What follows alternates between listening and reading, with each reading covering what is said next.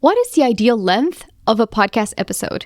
If you've Googled it, you probably got even more confused than when you started because there were just a lot of answers.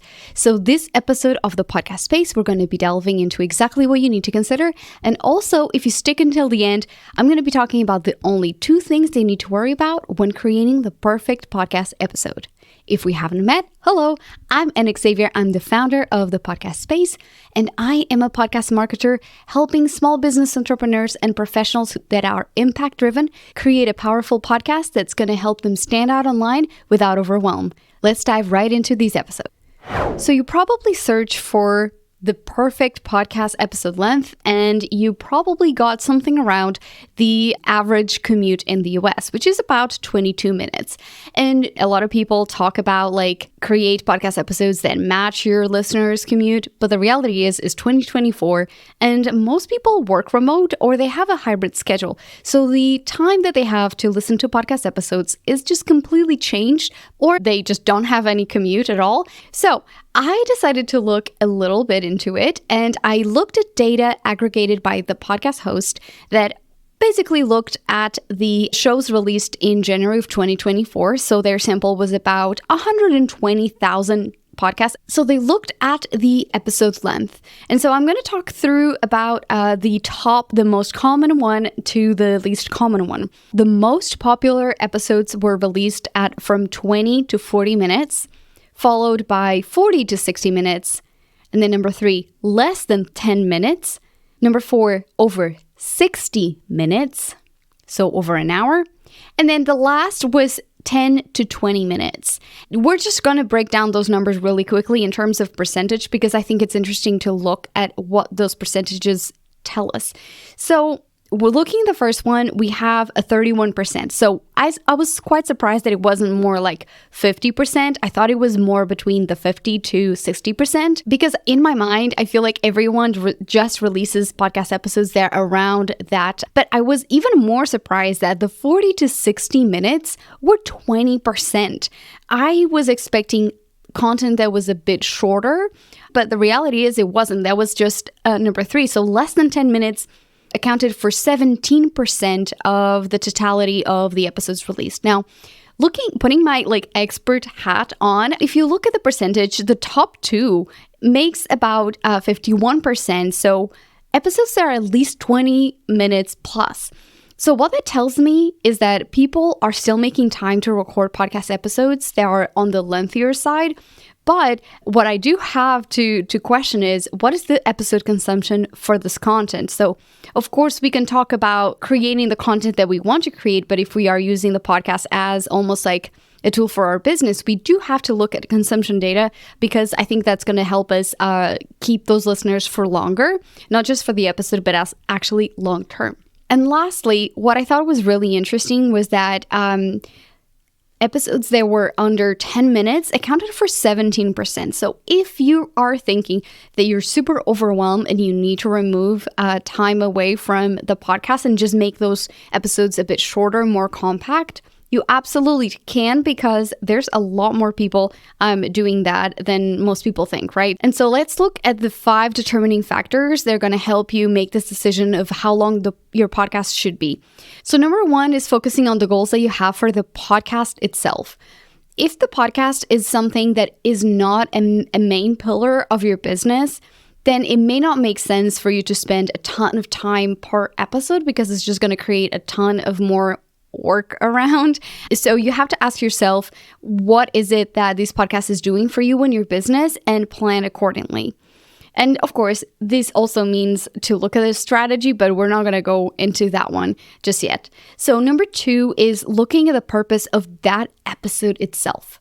We talked about the different things that the podcast can do for you, but when we're looking at the purpose of each episode, you can determine, okay, I want this podcast episode to be the teaser of this program that I have coming up. So it may not make sense to spend a lot of time creating all of these content that you're going to be delving into, let's say a program or a course, because you don't want people to just get access to everything that you're talking about, right? So maybe you want to create something that is shorter and more enticing. And then you could say, hey, I want these podcasts to showcase my expertise. So I've shared before how here at the podcast space, I use these podcasts as a tool to help me in my business with the client work. So basically, whether I have a coaching client or a podcast power hour client, sometimes they ask me about things that I say, hey, actually, I delved into a podcast episode exactly on that topic. I'll send you the link afterward, but let's focus on the things that I need to answer with you here right now, and I'll send you the link so you can listen to it at your own time. So it's hacking my business. So if I am doing coaching, basically I sit down with the person and focus on that one-on-one work that needs to happen in real time. And so basically both the client and I get more quality time together. If you're looking at creating a digital footprint of your expertise, you probably want to delve a bit deeper into the expertise that you have.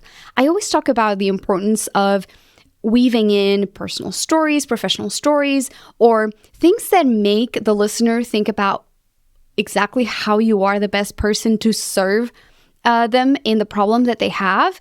Or if you say, hey, actually, there's a problem in my industry and I have these questions that I know that nobody has answered so far. So I want to capitalize on the market in that specific topic. So I want to make sure that that is the best possible answer. When looking at that, you also need to figure out like, okay, if I have to create a podcast episode, do I need to include some other elements that need to be part of that episode? They are not necessarily explained best by audio format or video format. So maybe you have to think about like incorporating those on the website. So when looking at it, there's so many things that you have to consider. And this is exactly what I do, right? Like I help clients understand, is this a podcast episode topic, or is this a social media topic, or is this a newsletter topic, or is this something that has to be more like an article? So there are a lot of things to consider. But if you want to, for instance, build just rapport with this one person that you've been wanting to meet and have them just on your show because you want to do business with them, well, then probably this episode does not need to be very, very long. It's just about the opportunity that you're creating to sit down with that person. Number 3, you have to consider how much time you can dedicate to this one topic to deliver it in a high quality way, but also not forget about the time that you're going to be doing the research, editing, writing show notes, create marketing content, create visuals for the promotion of the podcast, if that needs to be a newsletter. So basically, you have to consider your time constraints, right? How much time do you have available to honor that topic in a way that isn't just, okay, I created this podcast episode, but nobody knows about it because I ended up being so burnt out, or I didn't have enough time to market the podcast because all of my time was spent editing it. So really revising how long realistically you have to create the best possible podcast episode. Number 4 is your audience expertise. I see a lot of people wanting to create a ton of resources, but you have to ask yourself, what is the best way to serve your audience with this topic? If they have like a limited expertise on the topic, you probably cannot divulge just a bunch of information to them. Maybe you need to break it down in series, or maybe you need to create like an introduction to the topic and help them move from absolutely beginner, knows nothing, into the place where they need to be. Or maybe if they are advanced, that's exactly where you're going directly to, right? So really considering their expertise. And so that's something that you really want to keep in mind, because sometimes as experts, we accidentally end up just revealing too much stuff. And I've seen it when a podcaster just felt like they wanted to share so much stuff to be super helpful. But what ended up happening at the end of that episode is just that people were really overwhelmed with the amount of information that they were just presented. And then number 5, audience routines and consumption habits. I touched on it a little bit before, but I want you to really look at episode 47, how to read podcast analytics like a pro so you can grow your podcast. This episode really delved into how you can look at analytics to understand your audience better and understand what they want from you. But the reality is, if you're releasing a podcast episode that is 1 hour long because you think that your audience needs all of that, but people for the most part, they only consume 20 minutes. That is when you have to ask yourself, like, what is my audience habit that is preventing them to listen to the episode? Or then, was it the way that I deliver the content? So for this, you definitely need to go online and talk to your community and ask them, hey, if you listen to the episode, share a little bit of your thoughts with me, right? Like, we can really be proactive about our communication with the audience. So it's a great way to do it. And then going into 3 very important misconceptions that I think that are key to help you understand what this episode needs to look like, how long it should be. The biggest misconception I see, and I touched on it briefly, which is explaining everything about the topic. Remember that as an expert, you don't need to just share everything you know. Or even if this is not your expertise and you're just diving into this topic, just pace yourself. As an expert, I don't have to give away all of my knowledge to create content that is useful for my clients, because there's always another opportunity. So don't feel like every single episode has to be 35 minutes minimum for you to be seen as an expert, right? So I want you to listen to episode 8, which is a quick guide to micro episodes, where I'm talking about how short can really a podcast be, and how you can deliver content, because I think a lot of people think that micro episodes are not worth their time. But again, data shows that people will release content, and I release micro episodes sometimes and people still listen to those. So I want to just briefly touch on a story that happened a few years ago. More than a few, more like 4 to 5 years. So I was driving to work, and I used to listen to these podcast episodes that were super inspirational, 3-minute long, nothing really like too complex. And I remember thinking about this one episode. There was all about how you can approach your day. And so you can choose to look at every single challenge along that day as a challenge to really learn and improve, and have almost like the superhero approach, where it's like, all right, whatever the day throws at me, I have the chance to learn from it, versus the victim mentality, where all you feel about is like, oh my gosh, I had the best day planned and everything went out the window and it didn't go right. So I remember thinking about that. I got to the studios, and I remember there was like a Facebook outage. So we were supposed to live stream to Facebook. A lot of the clients had to cancel or be moved or record the content.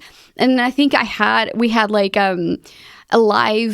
we had like an alarm go off during some of the broadcasts. Just a bunch of stuff went wrong. And I remember I really needed to listen to that podcast episode. So always think about what is the one thing that, your listeners need to take away from that episode, and not overthink it. And then another misconception is you have to be an expert at it. But in reality, you just need to be qualified, either by having personal experience with it or having assisted people who had a personal experience in achieving those goals. I've talked about before, as well as how you can look at something as learning from a beginner's mindset, right? And it's just like, hey, I'm just learning this, come with me and we'll learn together. And so it removes the pressure of you having to be quote unquote the expert, especially as small business owners. And if we want to become an authority, sometimes some topics we feel a little scared. And so my favorite way to look at this from the how can you be qualified to talk about something is to do what I just did in the beginning of the episode. I went online, I looked at some reputable sources, I looked for information, and so I am talking about that information that I found online. So that's a great way to break down a topic that you may not be an expert in. I've actually advised some clients that really wanted to talk about a topic, but they were like, I'm not an expert. I feel like I need to have a guest to talk about it, which is the third misconception, is that you cannot touch on specific things if you don't know about them. It has to be done by a guest. And I've talked about many, many times how some topics, if they are really relevant, you can just go ahead and say, all right, so I'm going to be touching on almost like a beginner introduction to this topic now because I see that need.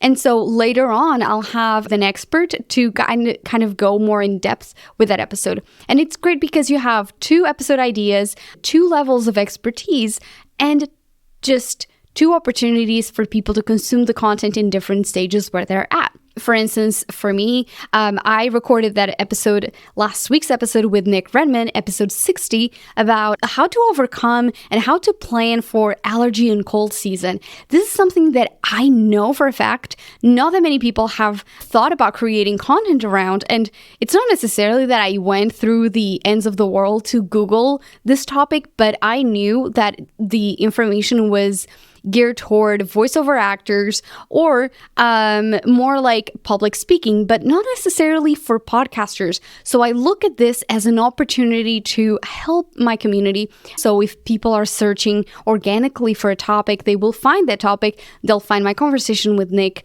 and they will become podcast listeners. So just because you're not an expert, you can invite someone else, or you can capitalize on the fact that, hey, I'm going to be introducing you to this one topic, and then later on we'll be talking about this in a more kind of like in-depth way. Okay, so getting to the end of the episode, I wanted to let you know that only two things matter when you're looking at the episode length. One, you need to be able to deliver on what you promised at the top of the episode. This is no excuse. Here is not necessarily a time to be clickbaity. If you promise something in the title, if you promise something on the description, you have to be able to deliver it, period. Podcast is built upon trust, and you cannot create a podcast episode that doesn't deliver on that promise. And so, delivering on the promise. How long should a podcast episode be? Well, it needs to be as long as it needs to take to explain in a way that benefits both the listener and yourself. I'll say it again. The podcast needs to be the length it takes to explain it in a way that benefits both you and the listener. So you're delivering what you promised, you're still honoring the goal with that episode that you set for yourself, but you're not letting the listener be deceived or disappointed, right? So basically create content that as you go through the planning phase fits both those elements. All right, so that's all I have for you this week. If you need help with creating podcast strategies that help you remove overwhelm, create content that helps you stay top of mind for potential leads and stand out as an authority, reach out to me. I work with podcasters from all over the world, Portuguese, English, and Spanish as well. So reach out to me through Instagram. I'm at The Podcast Space, or through the website where you can find all the resources that I mentioned in this episode and all the links to previous episodes that are relevant as well. thepodcastspace.com/podcast. This is episode 61, and I cannot wait to hear from you. Reach out, and I'll find you on the next episode. Keep creating content that's imperfect but moves you forward.